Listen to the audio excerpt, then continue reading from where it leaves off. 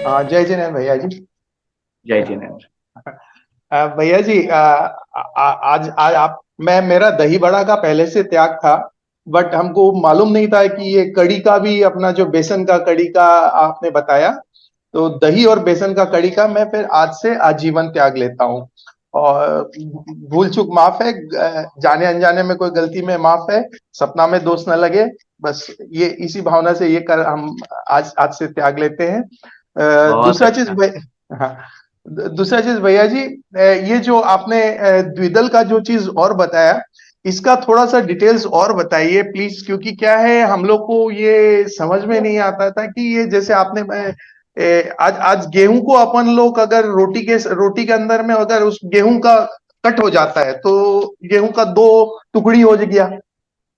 अगर दो टुकड़ी हो जाता है तो उसमें अगर अपन दही मिला के खाए तो उस सिचुएशन में अपन उसको क्या मानेंगे? क्योंकि जब ठीक। जब पिसता है, जो जब जब पिसता है तब अपन को मालूम नहीं है कि पूरा गेहूं पिस रहा है या टुकड़ी करके बाई चांस कोई मैकेनिज्म से अगर टूट जाए तो उस सिचुएशन में मतलब क्या टेक्निकली क्या कैसे ये थोड़ा समझ में फेर है। देखिए, बहुत अच्छा आपने प्रश्न किया। सबसे पहले तो मैं आपके त्याग की बहुत बहुत अनुमोदना करता हूँ।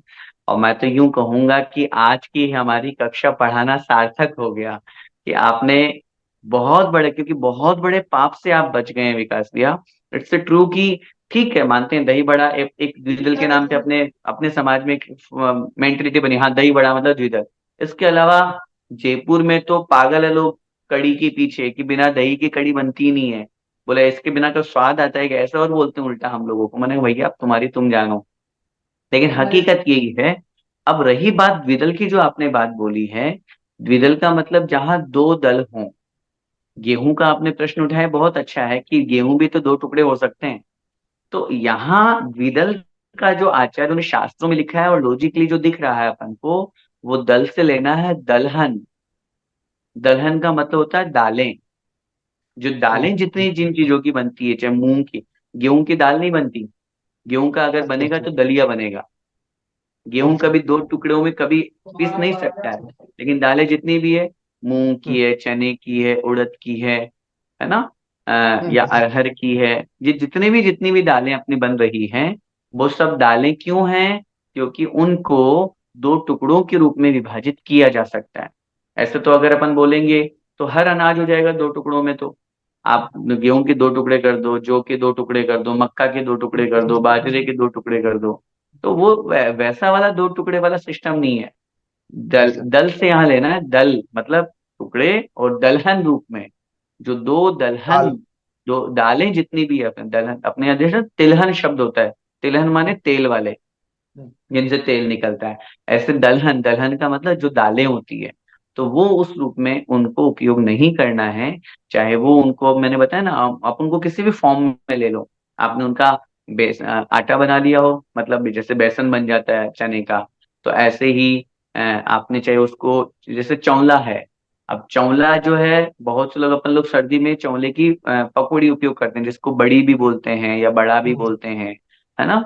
तो वो सब चीजें जो हैं, वो चाहे आप उनकी पकौड़ी बनाओ, चाहे आप उनका चीला बनाओ, चाहे आप उनका बेसन बना करके, आटा बना करके और किसी में मिक्स करो, या जैसे अपन कड़ी बनाई, कड़ी में अपन ने बेसन उपयोग किया लेकिन उसमें अपन ने छाछ मिला दी ताकि वो अच्छा टेस्टी बन जाए।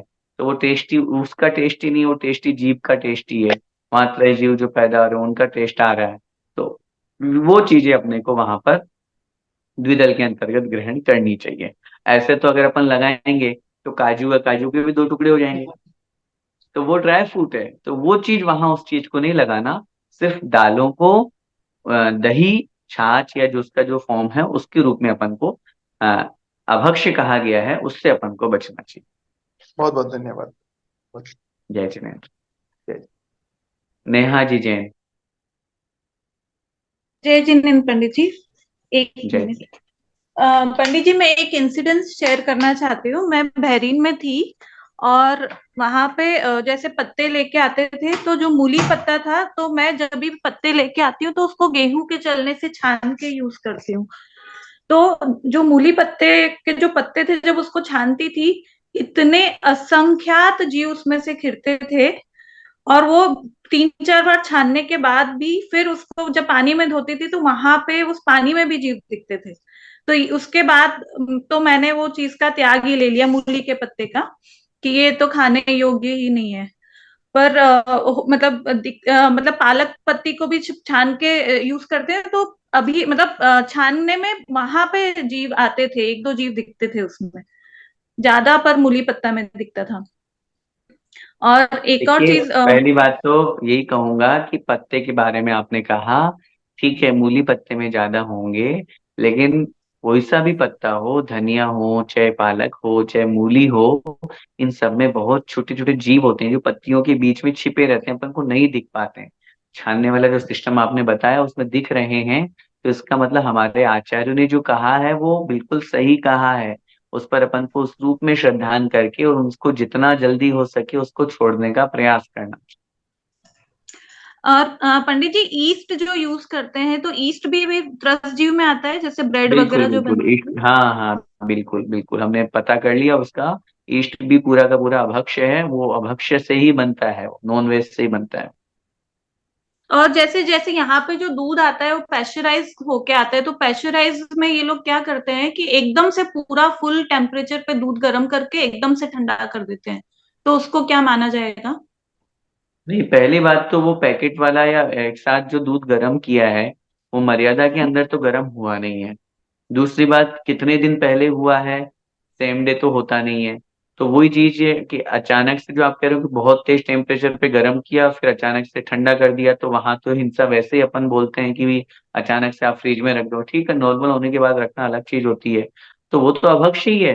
पैकेट का दूध आप कितना भी उपयोग कर लें, आपके वहाँ बोटल्स वगैरह चलती है, तो उनका दूध तो अभक्ष्य ही है, अभक्ष्य की कोटि में आएगा। दूसरी महत्वपूर्ण बात, वो जो दूध उपयोग कर रहे हैं या दूध जो उन्होंने गर्म और ठंडा किया है वो ओरिजिनल दूध है या केमिकल से बनाया हुआ दूध है, इन सब बातों पे विचार करके फिर आगे बढ़ना चाहिए। और पंडित जी, जैसे आजकल जो एयर फ्रायर यूज होता है उसमें तो वो तो वायु का एक जीवों से होता है, तो उसमें कोई दोष नहीं होता। फिर से कहिए, कौन सी चीज के लिए कह रहे हैं आप? आजकल एयर फ्रायर में चीजें बनती है, जैसे माइक्रोवेव है, उसी तरह एयर फ्रायर में बनते हैं चीजें। अब देखिए, उसका थोड़ा सा मुझे नॉलेज नहीं है, एयर फ्रायर में आप जो बता रहे हैं, अब वो कैसे बनती है, क्या बनता है, वो थोड़ा सा एक बार समझने के बाद ही फिर मैं बता पाऊंगा। जैसे जो जीव होते हैं, अगर जैसे सपोज कोई गेहूं में जीव निकले, निकलते हैं छानने करने से, तो उसकी उसको हमको कैसे कहाँ गिराना चाहिए पंडित जी, मतलब कहाँ देखिए, उसको? उनको योग्य स्थान पर जहाँ पेड़ पौधे हों उनके वहां पर उनको गिराना चाहिए, बहुत तेज धूप में उनको नहीं डालना चाहिए, क्योंकि उनकी इतनी शक्ति नहीं होती है। अपन आलोचना पाठ में पढ़ते हैं, गलियारे धूप डराया। तो अब ऐसे चीजों को अपन धूप में रख देते हैं, तो अब धूप में निकल तो जाएंगे वो, लेकिन वो वही मरण को प्राप्त हो जाएंगे, क्योंकि तेज धूप को वो सहन नहीं कर पाएंगे। तो उनको छान करके उन जीवों को लेकर के और जहाँ पेड़ पौधे हों वहां उनको एक तरफ डाल दीजिए, ताकि वहां कोई बिल्ली है, कुत्ता है, वो भी उनको न खाए। और धीरे से ठीक है, वहां डाल देने से वो अपने अपने स्थान पर जाकर के और ठीक अपने हिसाब से उनका जीवन चल जाएगा। अपन कम से कम पाप से तो बच जाएंगे। ठीक है पंडित जी, जय जिनेन्द्र। जय जय। धन्यवाद। आकांक्षा जी जैन।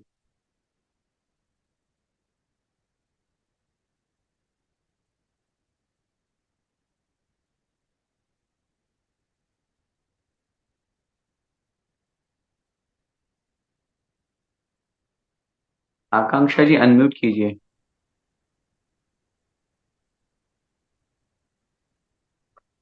हाँ बोलिए, आपकी आवाज नहीं आ रही है।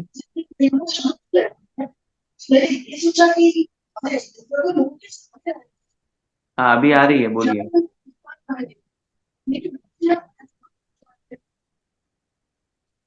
सॉरी, आवाज नहीं आ रही है, कुछ हल्की हल्की सी बीच में ब्रेक हो रही है, लेकिन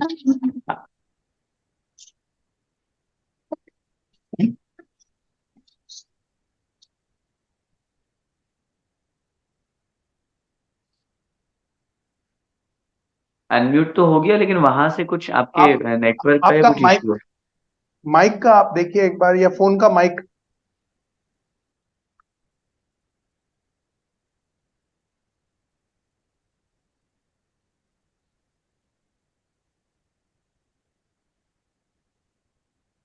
आवाज नहीं आ रही।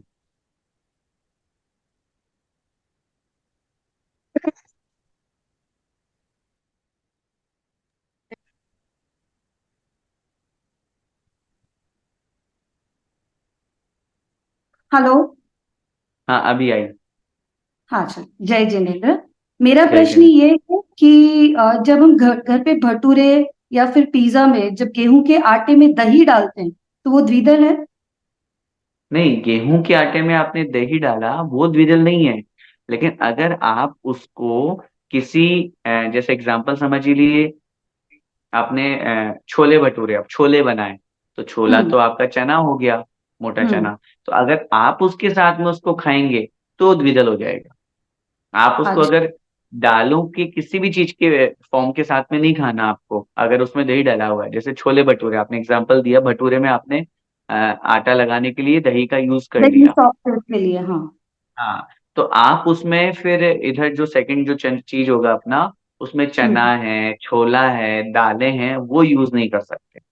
आप उसके अच्छा। अलावा नॉर्मल दही, दही आप यूज कर सकते हो, या कोई सब्जी यूज कर सकते हो, कोई चटनी यूज कर सकते हो, लेकिन वो हम्म। वो चीज यूज नहीं होगी। अच्छा, और जब पिज्जा का डो बनाते हैं तो उसमें भी दही डलता है आटे के इसमें, तो वो द्विदल है? वो किसी के जैसे वो उसमें भी सब्जियां डलती है, सिर्फ सब्जियां डलती है, उसमें कुछ दाल वगैरह नहीं होती है? हाँ ठीक है, अगर ऐसा कुछ है, सब्जियां ओनली डल रही है, तब तो कोई आपत्ति नहीं है। बहुत सीधा सा समझिए, हम्म। दही को हम गेहूं आदि तो उपयोग कर सकते हैं, लेकिन हम्म। उसमें दालें नहीं हो, दालों का अच्छा। कोई फॉर्म नहीं हो, चाहे वो बेसन भी नहीं हो, चाहे वो कोई लिक्विड भी ना हो, चाहे कोई हम्म। सब्जी आदि के रूप में जो अपन दालें यूज करते हैं, दाल फ्राई बना लेते हैं, या कोई भी दालें हैं, या हम्म। मूंग उड़द चना, या जो आपकी चना और छोला वगैरह हो गया, ये यूज नहीं हो, तब तो गेहूं आदि में कोई उपयोग करने में आपत्ति है ही नहीं है।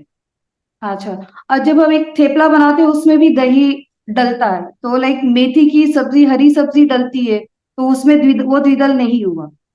नहीं, मेथी की सब्जी में दही में कोई प्रॉब्लम नहीं है, लेकिन उस सिर्फ। में बेसन डलता है। हाँ, बेसन डलता है।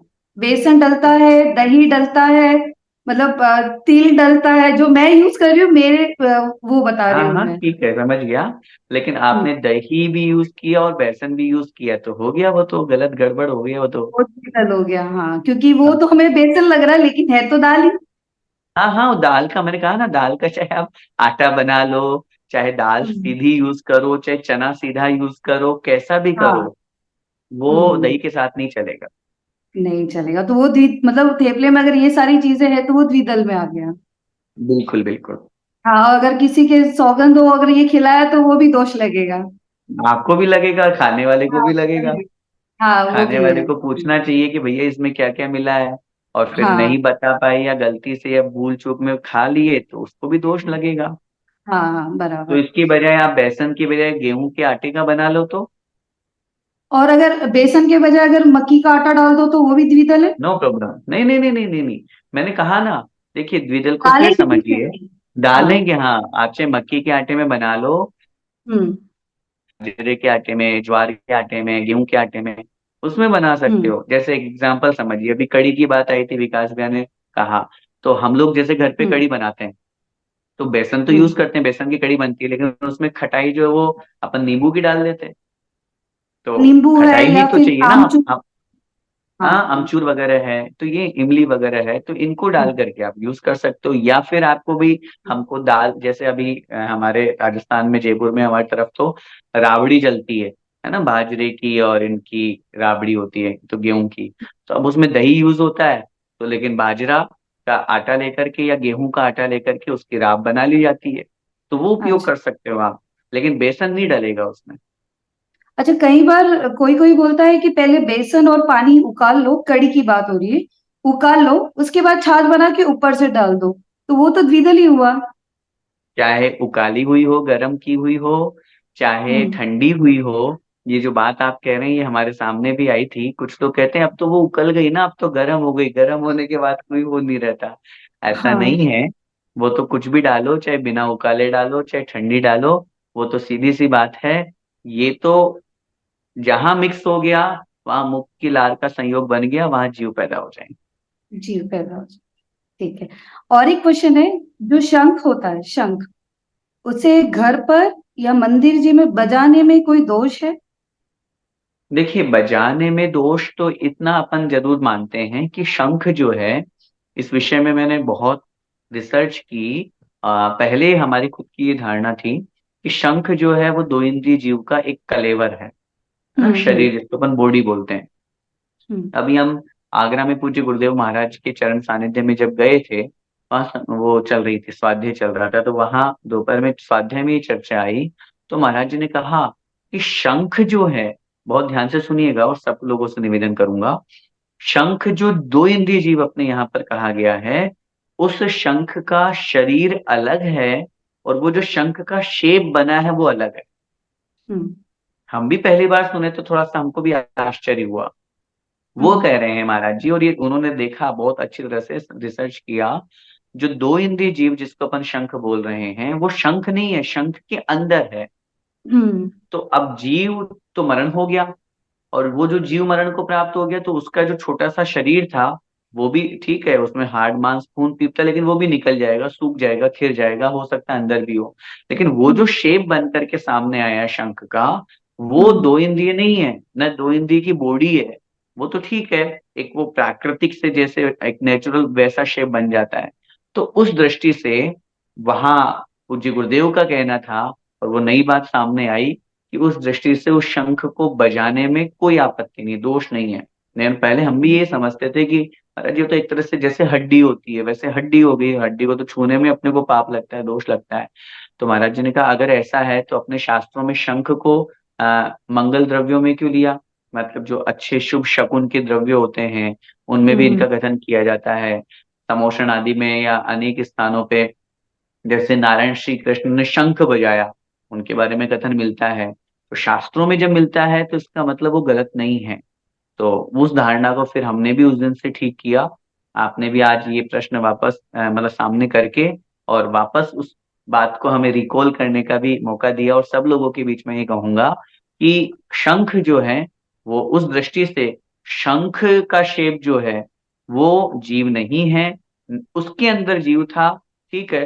वो तो एक तरह से सामान्य वस्तु है, जिसको बजा करके और उसको आनंद की अनुभूति बोलो या भक्ति के रूप में उसको बजाया जाता है। तो मंदिर आदि में बजाने में उसको कोई आपत्ति नहीं है, जैसे अन्य वाद्य यंत्रों को बजाया जाता है। बस इतना जरूर है कि अपने दिगंबर जैन मंदिरों में उसका उपयोग बहुत कम किया जाता है, न के बराबर किया जाता है। जैनेतर या हिंदू वैष्णव मंदिरों में उनको उपयोग ज्यादा किया जाता है, तो एक वो प्रचलन में वैसा आ गया है। बाकी हम्म। ऐसा कोई दिक्कत नहीं, बट हम अभी गए थे, पावापुरी गए थे, तो जो महावीर भगवान की मोक्ष स्थली है वहां पे शंख बजाया गया। तो मतलब मुझे, जहां तक मेरी धारणा थी कि इसमें दोष है, जो भी, I am not clear about that, but वो थी धारणा। तो फिर नहीं। इसलिए मैंने क्लियर किया कि शंख बजाया, और वो भी रात को 8:30 बजे बजाया गया। अब खैर रात्रि का तो नहीं होना चाहिए, इतना जरूर हम हाँ। कहेंगे वो किस उद्देश्य को लेके बजाया। लेकिन मैं खुद कह हम्म। रहा हूँ ना, हमारी खुद की धारणा अभी 2 महीने पहले ठीक हुई है। पहले हम भी ऐसे समझते थे कि ये तो ऐसे हड्डी हो गई, तो वो कैसे अपन यूज करें, छूने में ही दोष लग जाएगा, हाथ धोना पड़ेगा। तो लेकिन जब हम्म। महाराज जी ने बात बोली, वो तर्क भी बिल्कुल सही था उनका, लॉजिकली आंसर दिया, आगम के अनुसार आंसर दिया। तो हमने भी अपनी धारणा ठीक करी। आप भी कर लीजिए और सब नहीं, लोग और कर लीजिए। स्वाध्याय में भी आता है कि नेमिनाथ भगवान ने भी शंख बजाया है, और उनका भी चिन्ह भी शंख है, तो इसलिए कोई दोष नहीं है। दोष नहीं। ठीक। जय जिनेन्द्र। जय जय। धन्यवाद।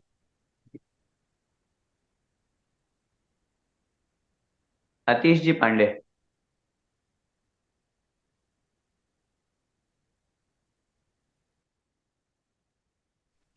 जय जिनेन्द्र भैया। जय जिनेन्द्र आ, साहब। एक सवाल था, मतलब सेम आपने द्विदल के टॉपिक को रिलेटेड ही था। हम अगर साथ में मिलाए तो दोष लगता है, पर अगर पहले एक खा ले और दूसरा बाद में खाए, जैसे कोई पकौड़ी खा ली और बाद में खाना होते होते हमने अगर छाछ पी लिया, तो भी उसका दोष लगता है, या सिर्फ साथ में जब सलाइवा के साथ मिक्स होता है तभी दोष लगता है? नहीं, सिर्फ साथ में ही दोष लगता है, अलग अलग खाने में कोई दोष नहीं लगता। मैंने क्लास में भी इस पॉइंट को बोला था, अभी फिर निवेदन कर रहा हूँ। जैसे आपने खुद कहा कि हमने पकौड़ी खाई, बीच में हमने दूसरी चीजें हमने खा ली, पानी भी पी लिया, ताकि हमारा मुख पूरा शुद्ध हो गया, मुख में बेसन का या पकौड़ी का कोई भी अंश का या कण नहीं है, अंश भी। अब हमने उसके बाद हमने लास्ट में छाछ पी ली या दही खा लिया, तो उसमें कोई दोष नहीं है, 1% भी दोष नहीं है, क्योंकि हमने उन दोनों को मिक्स नहीं किया। प्रॉब्लम क्या है, दोनों को मिक्स करने के बाद में जो मुख की लार बनती है उससे दोष लगता है, उससे जीवोत्पत्ति होती है। तो वो चीज अपने सामने दोनों नहीं है, तो दोनों को अलग अलग यूज करने में कोई दोष नहीं है, कर सकते हैं। हम लोग देखते भी हैं, महाराज जी लोग भी जब आहार लेते हैं तो बहुत बार आहार में सब चलता ही है, दालें वगैरह भी होती हैं, साथ में दही वगैरह भी, बाद में छाछ वगैरह भी, महाराज मट्ठा वगैरह भी लेते हैं। तो अलग अलग टाइम पे लेते हैं, पहले दोनों में से एक ले लेंगे, फिर बीच में पानी आदि, हाथ भी अच्छी तरह से धोएंगे, फिर मुंह भी शुद्धि करेंगे, फिर उसके बाद में बीच में कुछ थोड़ा सा फ्रूट्स भी कह सकते हैं, या ककड़ी टमाटर सैलेड वगैरह यूज करेंगे, ताकि मुंह पूरा अपना वो शुद्ध हो जाए, फिर उसके बाद वो यूज कर लेते हैं, इसलिए कोई दिक्कत नहीं। ओके, धन्यवाद पंडित जी। जय जगन्नाथ। जय जिनेन्द्र। रितेश जी बाकलीवाल। जय जिनेन्द्र पंडित जी। जय जिनेन्द्र। मेरे को ये क्लियर करना था एक बार कि ये मक्खन और अमूल बटर ये भक्ष्य है अभक्ष्य है, क्या है ये? बहुत दिन से चल रहा है ये। कि ये अमूल बटर बोलो या मक्खन बोलो, जितना भी ये सब मार्केट का है, ये पूर्ण रूप से अभक्ष्य है। यहाँ पे रस हिंसा कारक में भले नाम न दिया हो, लेकिन उसको उसी रूप में अपन को समझना चाहिए, क्योंकि मक्खन अपने यहाँ पर जैसे ही निकाला, अंतर मुहूर्त में उसको अपने को गर्म करने के लिए कहा गया। आपने दही जमाया, दही शुद्ध जमाया, आपने मक्खन निकाल लिया, उसको वो मखनी से निकाल करके और आप उसको गर्म कर लीजिए, तो आपका बटर बन जाएगा, घी बन जाएगा। लेकिन अमूल बटर जो बाजार का आ रहा है, या मतलब आई मीन बाजार का ही है, या मक्खन के नाम से जो भी आप बाजार से ले रहे हैं, वो सब बहुत पुराना होता है। अंतर्मुठ बात, उसमें त्रसजीव पैदा हो जाते हैं, और मैं तो यूं कहूंगा कि उस दूध से भी ज्यादा अभक्ष्य है, उस दूध से भी ज्यादा पाप वर्धक है मक्खन। तो इसलिए उसका उपयोग बिल्कुल भी नहीं होना चाहिए। त्रस्त जीवों की हिंसा अत्यधिक मात्रा में उसमें होती है, इसलिए अमूल बटर हो चाहे बाजार का मक्खन हो, ये पूर्ण रूप से अभक्ष्य है। नहीं, आजकल आजकल ये बिना दूध वाला भी आ रहा है, बोल रहे हैं कि वेजिटेबल ऑयल से बनाते हैं मक्खन। वेजिटेबल्स ऑयल से कैसे बनेगा, वो थोड़ा सा मुझे देखना पड़ेगा, या आप अगर बता सकते हो कि ऑयल से मक्खन कैसे बनता है। नहीं, वो डिटेल तो मुझे भी पता नहीं है, लेकिन उस पे लिखा रहता है कि ये दूध से नहीं बना है, वेजिटेबल ऑयल से बनता है मक्खन। फिर तो आप और हम दोनों रिसर्च पहले देखते हैं, कैसे बना, कौन से वेजिटेबल्स उसमें यूज किया है, कैसे उसका प्रोसेसिंग क्या है, तभी अपन फिर आंसर की तरफ बढ़ पाएंगे, क्योंकि जिस चीज का नॉलेज नहीं है तो हम उसका आंसर नहीं देते। ठीक है पंडित जी। जय जिनेन्द्र। जय जय। एस जैन के नाम से कोई है सज्जन? जय जिनेन्द्र पंडित जी, मैं नीलम पाटिल। हाँ, जय जिनेन्द्र। हाँ, पंडित जी आपने वैसे अभी द्विदल के बारे में तो बहुत ही डिटेल में बता दिया है, लेकिन मुझे एक मतलब शंका पूछनी थी कि जैसे अभी भटोरे के आटे में हम दही डालते हैं, लेकिन वो फिर बाद में जब फ्राई करते हैं, तलने के बाद उसका ये नहीं होता, मतलब पर्याय नहीं बदलती वो दही की? क्या बदलेगी, चलो मैं आपसे पूछता हूँ। आज आज बहुत अच्छा डिस्कस चल रहा है, आज सब लोगों के छोले भटूरे बंद हो जाएंगे। चलिए मैं आपसे पूछता हूँ, तलने के बाद में उसकी क्या पर्याय हुई चेंज? दही कहाँ गया? दही का अंश दही। तो है ना उसमें। जैसे पानी होता है, एग्जाम्पल समझिए, जैसे अपन ने पानी से आटा गूंथा, अपन बोलते हैं, अगर एग्जाम्पल समझिएगा, जैसे बहुत बार अपन बोलते हैं अपन ने पानी से आटा गूंथा, उसकी बजाय अगर अपन कहीं बाहर जाते हैं तो अपन उस आटे में को पानी के बजाय दूध से गूंथ लेते हैं, है ना, दूध की अपन चपाती या दूध की रोटी बनाते करेक्ट। हैं, तो उसकी मर्यादा बढ़ जाती है। ठीक है, इसका मतलब अपन ने जब उसको गर्म कर लिया, अपन ने उसको तल लिया या अपन ने उसको रोटी सेक ली, तो सेकने के बाद में वैसे तो पर्याय बदल गई, लेकिन उसके बावजूद भी मर्यादा में अंतर आया कि नहीं? इसका मतलब वो अंश उसमें है, तभी तो चेंज हुआ। करेक्ट। अगर अंश उसमें नहीं होता तो दही, या जैसे एग्जांपल समझिए, दही में आटा गूंथने पर सॉफ्टनेस अलग होती है, पानी में आटा गूंथने पर उसकी सॉफ्टनेस अलग होती है। ऐसे ही आपने उस भटूरे के लिए जो आटा लगाया उसमें अगर आपने दही डाला है, तो उसको आप तल भी लेंगे तो भी उसमें दही का अंश तो रहेगा ही रहेगा। बिना दही के अंश के, चलो मैं आपसे पूछता हूँ, दोनों भटूरे बना के देखो एक दिन, एक दही के आटा उसन गूंथ करके और एक पानी का, और फिर दोनों को आप अलग अलग खा के देखिए, आपको स्वाद में अंतर आ जाएगा। आएगा कि नहीं? करेक्ट। तो अगर दोनों, अगर वो अंश खत्म हो जाएगा या तलने के बाद वो खत्म हो गया, तो फिर अंतर क्यों आ रहा है? फिर तो दोनों इक्वल लगना चाहिए। तो ऐसा नहीं है, उसमें दही का अंश विद्यमान है, था और रहेगा। तो इसलिए वो अगर अपन उस छोले के साथ में खाएंगे तो वो अपने लिए द्विदल का दोष रूप बनेगा ही बनेगा। करेक्ट, इसलिए क्योंकि हम कड़ी और जी बाकी और सब तो नीलम जी फॉलो के कर रहे थे, माध्यम से, लेकिन नीलम जी के माध्यम से सभी को ये कहूंगा कि जैसे दही बड़े का अगर त्याग है, तो वैसे ही अगर ये दही वाला चक्कर भटूरे के साथ में है, तो अपन छोला भटूरा भी शुद्ध बनाएं और उसमें दही नहीं मिलाएं। करेक्ट करेक्ट, क्योंकि वही वो मतलब हम कड़ी वगैरह सब में फॉलो करते हैं, लेकिन ये छोले भटूरे का आज पहली बार ही समझ में आया कि ये भी लॉजिक वहां पे लगता है। किसी भी चीज में देखो, आप कड़ी बना रहे हैं तो कड़ी में भी तो आप बोलेंगे अरे वो तो अब गर्म हो गया ना, जैसे अभी एक सज्जन ने हम्म कहा था ना, उकाली आ गई, अब वो तो हम्म उकल गया, गर्म हो गया। ऐसा बहुत से लॉजिक देने वाले हैं दुनिया में, और मैं तो हम्म आपको, आप आश्चर्य करेंगे, ऐसे भी लॉजिक देने वाले हैं। कुछ लोग बोलते हैं, बोले नहीं पके दूध का नहीं बनता, पके दूध से जो दही बना है उसका द्विदल नहीं माना जाता, कच्चे दूध का माना जाता है, ऐसा और बोलते हैं। कहीं कहीं आप पढ़ेंगे या सुनेंगे, कुछ लोग ऐसा तर्क देते हैं कि कच्चे दूध से जो दही बनाया है उसके साथ में अगर अपन खाते हैं तो द्विदल का दोष लगता है, लेकिन अगर दूध पका हुआ है, आपने उबाल लिया, उसके बाद उसको जमाया, दही बनाया, तो उसके साथ खाएंगे तो दोष नहीं लगेगा। तो हम उनसे निवेदन करते हैं कि भैया, कच्चे दूध का जो दही बना वो तो वैसे ही अभक्ष्य है, हम्म क्योंकि कच्चे दूध की मर्यादा तो 48 मिनट्स मैक्सिमम। अब आप उसका दही बनाओगे तो वो तो कब जमेगा? सिक्स हम्म 6 या 8 घंटे वो दही जमने में लगेगा, तब तक तो वो दही अभक्ष्य हो गया। दही के साथ बेसन तो अभक्ष्य है ही सही, वो दही ही अभक्ष्य हो गया। तो वो कच्चे दूध वाला तो सिस्टम है ही नहीं है।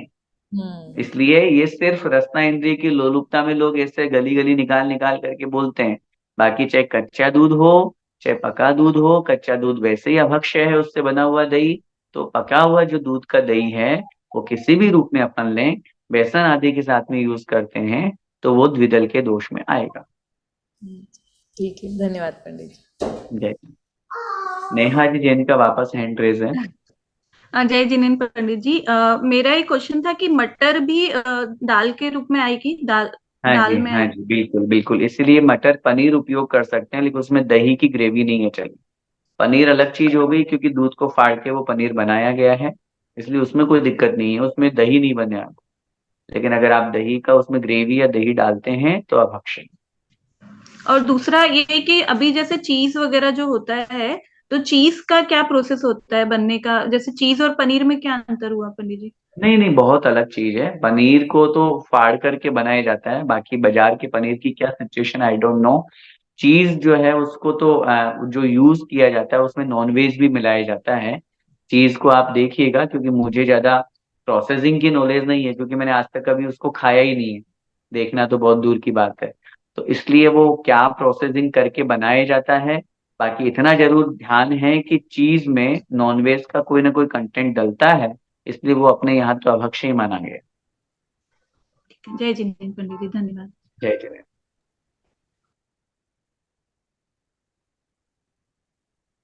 अब भैया भैया जी, जय जिनेन्द्र, अभी एक कोई सज्जन ने क्वेश्चन पूछा है मैसेज में कि शंख का चूरा दवाई के रूप में ले सकते हैं क्या?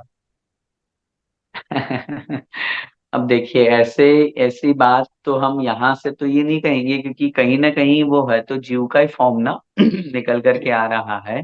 अब उस सिचुएशन में अगर उन सज्जन का, क्योंकि औषधि के रूप में अपन बहुत सी ऐसी चीजें यूज करते हैं जो त्याग नहीं होती है, तो अब अपन एलोपैथी यूज कर रहे हैं, तो एलोपैथी में कहीं ना कुछ नॉनवेज का अंश होता ही है।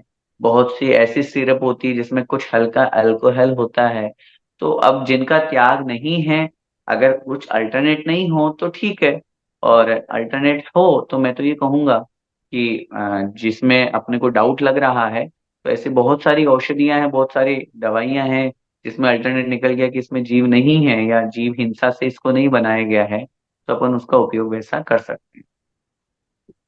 धन्यवाद पंडित जी।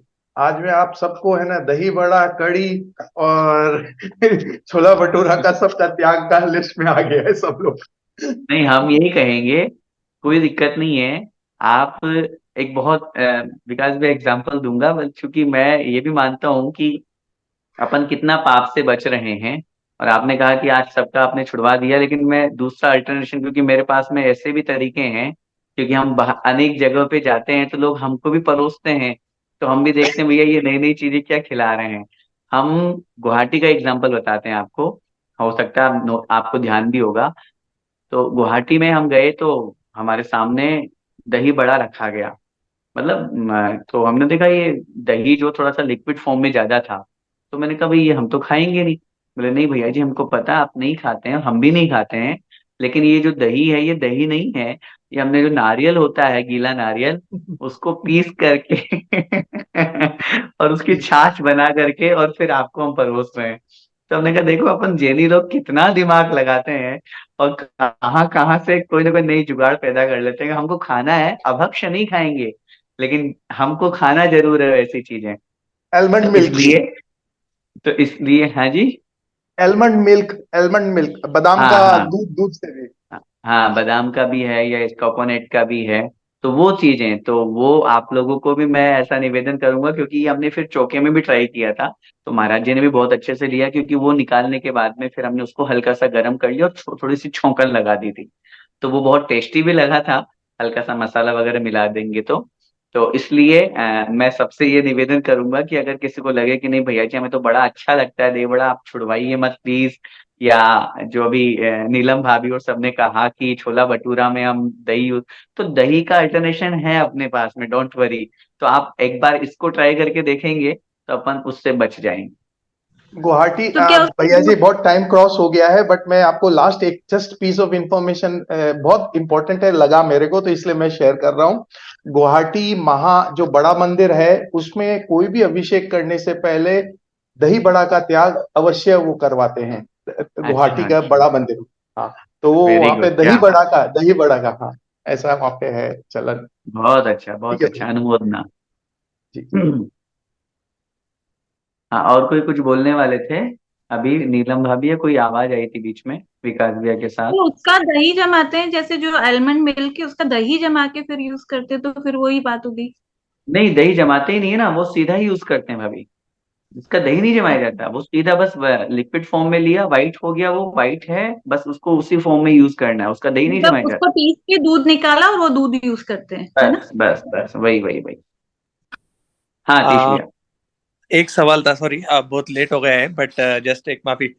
हम सब जैन बोलते हैं कि सोयाबीन नहीं खाना चाहिए, और सोयाबीन से जो बना हुआ दूध है या फिर टोफू है, तो क्या वो मतलब पनीर जैसा जो बनता है सोयाबीन के दूध का, बट सोयाबीन तो एक क्या बोलते हैं सब्जी जैसा है, तो वो अभक्ष्य है या फिर हम उसे खा सकते हैं?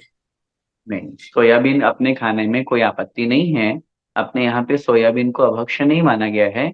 सोयाबीन का ऑयल निकलता है, तेल निकलता है, तो इसलिए सोयाबीन का ऑयल भी होता है। सोयाबीन को पीस करके उसका वाइट जो फॉर्म, अपन अभी मिल्क की बात कर रहे थे, वो चीज भी निकाली जा सकती है, तो इसलिए उसको यूज करने में कोई आपत्ति नहीं है। होता है चौले की जैसा होता है, थोड़ा सा डिफरेंस होता है। जो चौला होता है वो थोड़ा सा बड़ा होता है, सोयाबीन हल्का सा छोटा होता है, इसलिए अपने यहाँ पे वो अभक्ष्य नहीं माना गया, यूज किया जा सकता है। ओके, जय जय भैया जी। जय जय। चलिए बस आज के लिए इतना ही। जावाणी के ज्ञान ते सूझे लोकालोक, तो वाणी मस्तक नमु सदा देत हूँ ढोक। हे जिन वाणी भारती, तो हे जपू दिन रेन, जो तेरा शरणागहे तो पावे सुख चैन। देव भजूं अरिहंत को गुरु सेवा निर्ग्रंथ। दया धर्म पालो सदा यही मोक्ष का पंथ। नो वर्ण।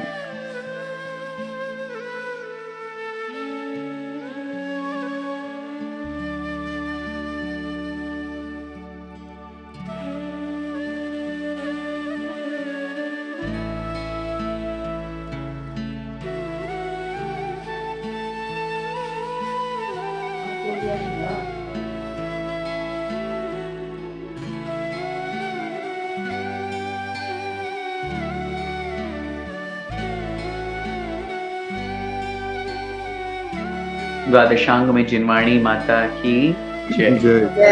अनंत शिरोमणि आचार्य भगवान तेक्सवार श्री विद्यासागर जी महामुनिराज की जय। गुरुदेव व्यापक श्रमण मुनि पुंगव श्री सुधा सागर जी महाराज की जय। बस समस्त महामुनिराजों की जय। सभी को जय जिनेन्द्र। जय जिनेन्द्र। जय जिनेन्द्र।